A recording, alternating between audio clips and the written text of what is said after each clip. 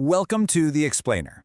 Today we are digging into a training secret that feels, well, it feels almost backward. It's what powers the world's absolute best athletes. But the cool thing is, it's completely accessible to every single one of us. It's all about learning how to train slower, to actually get faster. Okay, let's get into it. So this whole story kinda starts with a puzzle. A top physiologist, Inigo San Millan, starts working with this young cyclist, Tadej Pogačar. He runs some tests, looks at the data, and his reaction is just, wow, this guy has different metabolites. This guy is different. Pogačar's body was just working on another level. And yeah, he would go on to win the Tour de France. Twice. And right about now, you might be thinking, okay, great for him, but what on earth does some pro cyclist's metabolism have to do with me? Well, it turns out that the exact same machinery that powers Pogačar up a massive mountain, that's also the key to our own health, our endurance, and our longevity. The only difference between him and the rest of us is just a matter of how well that engine is tuned. And here's the secret, the part that flips everything on its head. Unlocking all that potential, it is not about doing gut-busting, high-intensity workouts all the time. Actually, it's the total opposite. The real key is found in training at a very specific, pretty comfortable, low-intensity pace, a zone where pro athletes spend most of their time. To really understand why, we need to talk about one of the most misunderstood things in our own bodies. We've all heard of it, and for most of us, the story we were told is just completely wrong. Yep, I'm talking about lactate. For decades, we were all told that lactate or lactic acid was this nasty waste product that caused our muscles to burn and get tired. Wrong. Totally wrong. As Dr. San Millan says, lactate is simply the mandatory, obligatory byproduct of using carbs for energy. But get this, it's not waste. It's actually a high-octane, super valuable fuel source for our muscles, our heart, even our brain. And that, right there, leads to the most important question of all. If lactate is fuel, then how good is your body at using it? The answer to that question is pretty much the difference between a world champion and someone struggling with their health.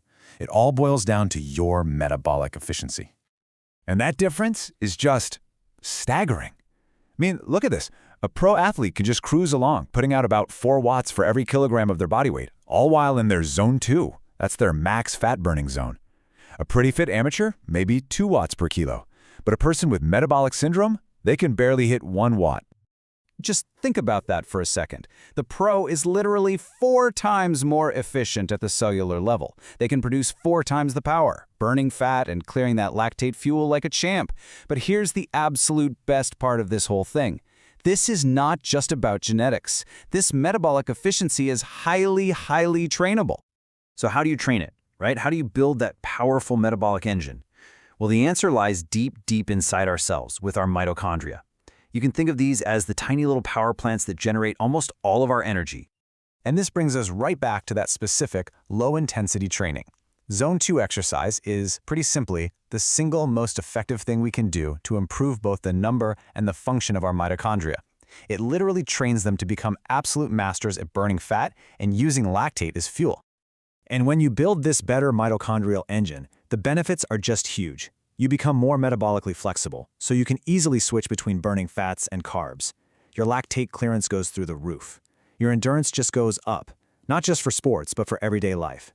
And because messed up mitochondria are a hallmark of aging and chronic disease, improving them is one of the most powerful things you can possibly do for your long-term health. And the best part is, you don't have to train like a pro to get these amazing benefits. Dr. San Millan himself confirms that you can create these really significant, powerful changes inside yourselves with sessions as short as just 1 hour. That makes this one of the most accessible and powerful tools you have for your health. Okay, so I'm hoping you're sold on the why. Now let's get down to the how. How do you actually find your personal zone 2? There are really 2 main ways to go about it. The gold standard is a lab test, where they hook you up to a machine and measure your blood lactate with finger pricks as you exercise harder and harder. It's super precise, but it's also expensive and, not exactly fun. Luckily, there is a simple, free, real-world method that works remarkably well. It's called the talk test, and this description is just perfect. You should be able to hold a conversation, but there's some effort to it. Your breathing is just elevated enough that the person on the phone with you knows you're exercising. You can speak in full sentences, but you probably couldn't give a long speech. That feeling right there, that's the sweet spot. Now, if you do have a heart rate monitor, you can use that as a guide too.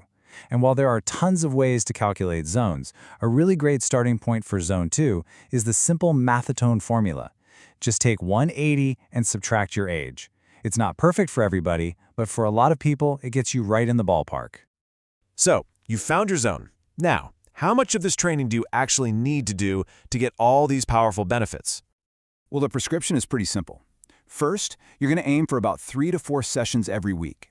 Second, to really get those mitochondria to adapt, each session should last at least 45 minutes, with an hour being a fantastic target. And third, and this is the golden rule, consistency is way more important than intensity. It's so much better to do 3 45-minute sessions every single week than one monster 2-hour session every once in a while. Think of this Zone 2 work like you're building the foundation of a pyramid. It's that broad, stable base.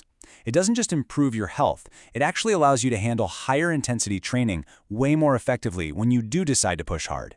It really does make everything better. So it really leaves us with this one last thought. In a world that is completely obsessed with pushing harder, with going to extremes, what if the secret to better performance and better health isn't found in the pain cave, but in the most comfortable, the most sustainable, and dare I say, the easiest part of our training? Maybe it's time we all slow down a little.